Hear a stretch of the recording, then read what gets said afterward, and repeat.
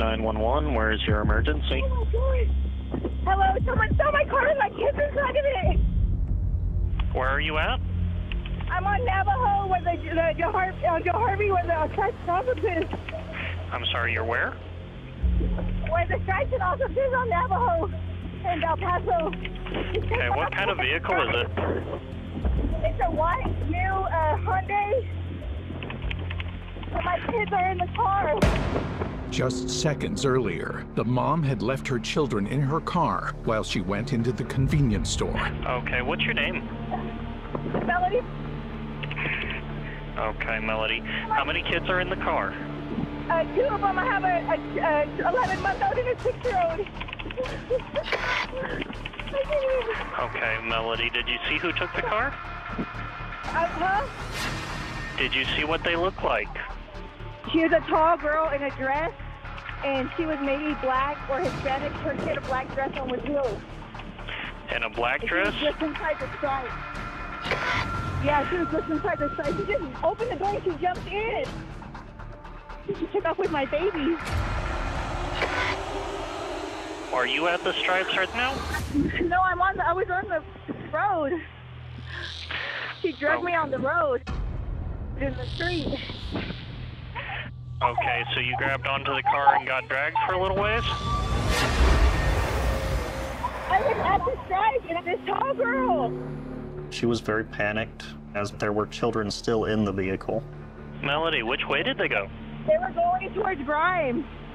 With a call like this, I would immediately yell at my appropriate law enforcement dispatcher, and they start dispatching it as soon as we've got enough information. Report of a stolen vehicle, Navajo and El Paso, Navajo and El Paso. It's going to be a newer model white Hyundai. Children are in the vehicle. I was probably about 5 to 6 blocks away, just patrolling the area, responding to calls. Being 4th of July, we're pretty busy. RP's hysterical, so we're trying to get more information out of her. But I think there's an 11-month-old and a 6-year-old in the car. It's going to be a Hyundai Santa Fe. I was like, oh my gosh, this is crazy. Like, who steals a car with babies in it? The whole shit pretty much dropped everything we were doing, and we started looking for that car. Within minutes, an officer reaches Melody. Which way did it go? She was going that way and she was going all crazy, but she was inside the stripe, so they had video of her. But if I can find my phone, my phone is in the car, and I can find out where my car's at. You want me to go get my phone? It's going to be a female. If you can. It's going to be a female driver.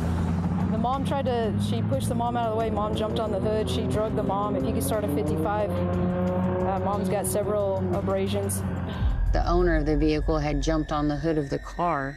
As a mom myself, I just couldn't even imagine what that mom was going through. Just the sheer desperation of somebody jumping onto a moving vehicle. Can you confirm if her phone's still in the vehicle? Her phone is in the vehicle. If we can get her phone number, we can track it. But it takes a little bit of time. I don't know, Eagle, do you have visual of that? Trying to locate the vehicle now, sir. I was working the Eagle Eye shift that night from 5 p.m. to 3 a.m. in the morning. The Eagle Eye system has a camera pretty much at every major intersection. In a kidnap situation where every second counts, traffic cameras provide vital surveillance. Did you get the last direction of travel? Negative, we're unable to get direction of travel. I needed to try to find the vehicle. That way we could end the situation as fast as possible. She's advising they possibly went eastbound, westbound on Navajo. I was unable to locate the vehicle, so I replayed the footage, and that's when I got the video of the lady riding on the hood. I immediately went to another camera further west, but at that time there was no vehicles in that area. It's only minutes since the alarm was raised, but the SUV with the kids inside has vanished. 911, is there emergency? Yes, somebody stole my car, and they're in the car right now with one of the kids on the phone.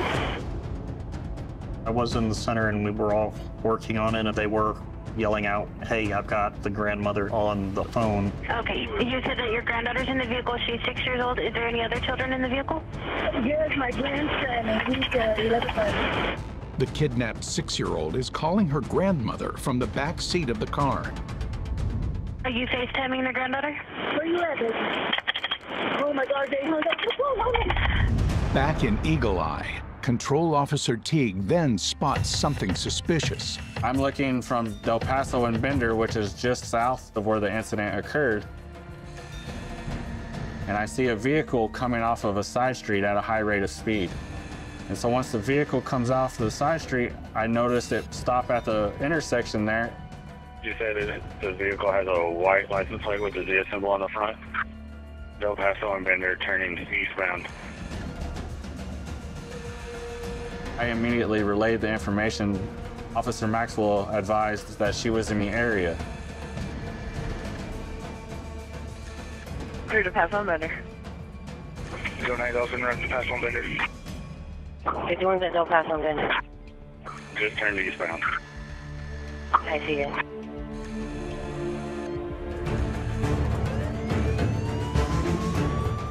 I made a U-turn, I activated my emergency lights and began to pursue the vehicle.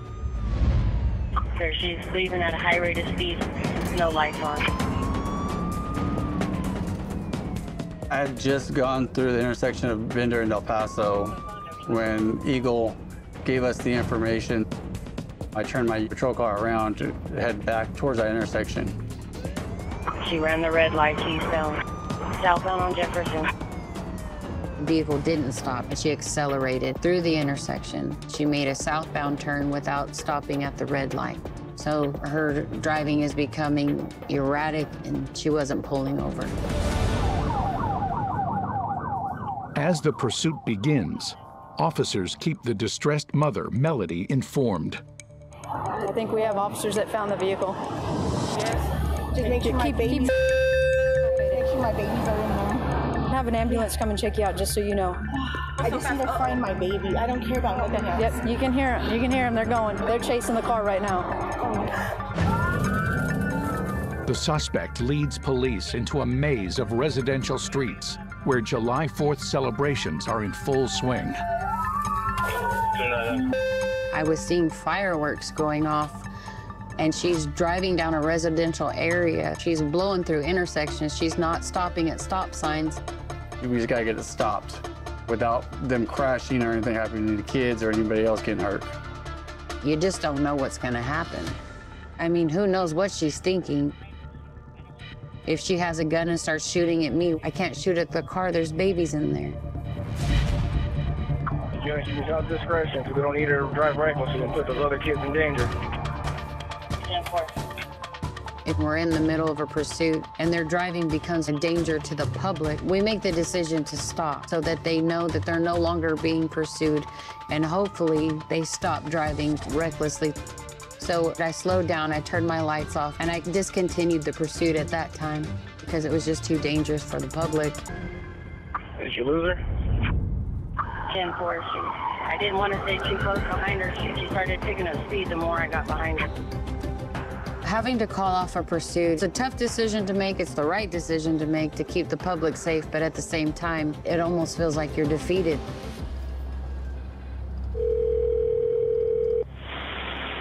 911, where is your emergency?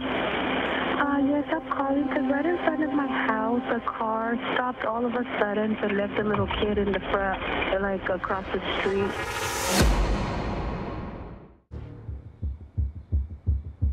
No mother would leave their child in the middle of the street. It's a very isolated area. So for me to see that, I kind of felt like something's not right. What kind of car is it, ma'am? It was a white SUV? Is that vehicle still there, ma'am? No, it left. They left the child there. I told the lady if it was okay for me to approach her, and she said if I felt safe to do so, then I could. Can you just take her or guide them to your residence so I can have an officer pick them up? Okay. I made sure the little girl felt safe with me, so then I walked her up to my front porch and into my home.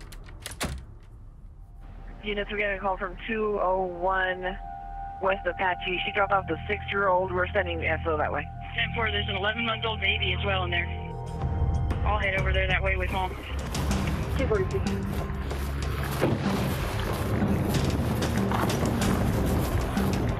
Is this your baby? Yeah. Both my babies in there? I don't know yet. The police officer arrived with the mother, and when I finally opened the door. Hey, is there another baby in here? No, just her? Yeah. And then that's when I seen the mother, you know, just come out of the car, and she ran. 10-4. She dropped off the 6-year-old. She still has the 11-month-old. She left the 6-year-old with the mom's phone. Mom, I just picked up Murray on Apache, but they have the baby in my car. That's when I found out that there was another child, because I thought it was only just this one child. That broke my heart, because I'm a mother, you know, and I felt her pain. Do we have another kid that's outstanding? 10-4, there's an 11-month-old baby as well in there.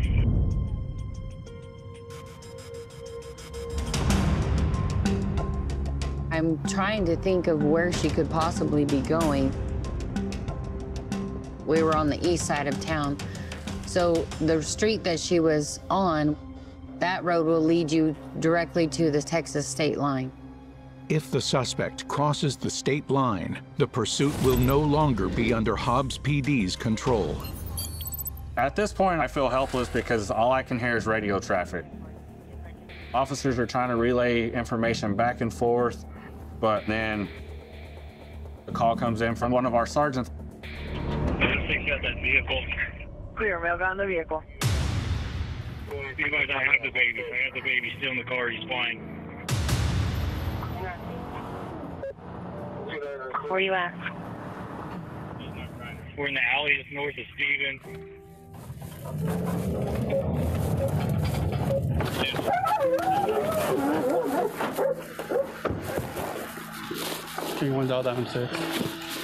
When I arrived at the car, Sergeant Hopper was sitting right there next to the driver's side of the vehicle with the baby in his hands. 10-4, I got the kid. 46, if you want to bring the mother this way. He's not crying or anything, but... 10-6, confirming you have the car and the baby? 10-4. It's unoccupied besides the child. Come over. We've got your baby. We've got your baby. We've got your baby. Come on over here. Come on over here. We've got your baby. He's 11 months. The officer informed me that they had found the vehicle with the child in. Thank God, you know, that this child is okay. I was just grateful that the baby was safe. Then it turns to, now we need to go find the person responsible for this.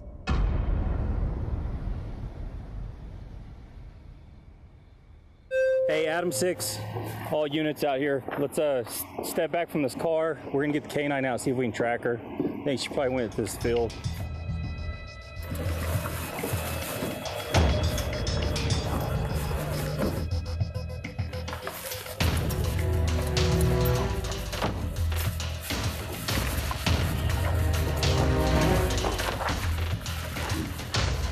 The terrain where the vehicle was located at, right next to it is a big open field and which contains brush, dirt, soft sand. When I'm tracking with my dog, I'm looking for him to pretty much his nose to be on the ground, and then as long as that head stays down, you know, he's on the odor. The reason I believe he was off the odor because his head came up and all he started to do was just looking around. His nose wasn't down anymore. At which time I realized he wasn't on the odor, so I decided to put him back in my patrol car. Here. 299 dispatch. I just got flagged down at 1600 block of East North Stevens. They advised the female took off. Someone called in saying the driver was over at their residence, maybe a block down the street. They said it was a tall female. We all headed that way. Let's get a perimeter set up. About 2 or 3 houses down.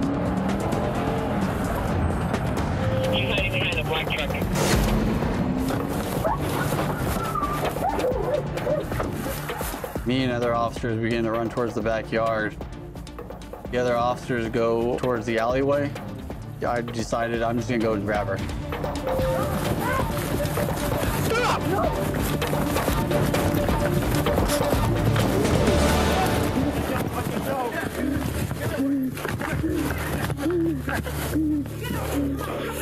Tell me you get tased. Hey, give us your hands right now. You're gonna be tased right now. All right, you're ready under arrest. I got it. All right. 10-450. 10-4. As I arrived on scene, they had her in handcuffs and they were escorting her to a patrol unit. Hold on.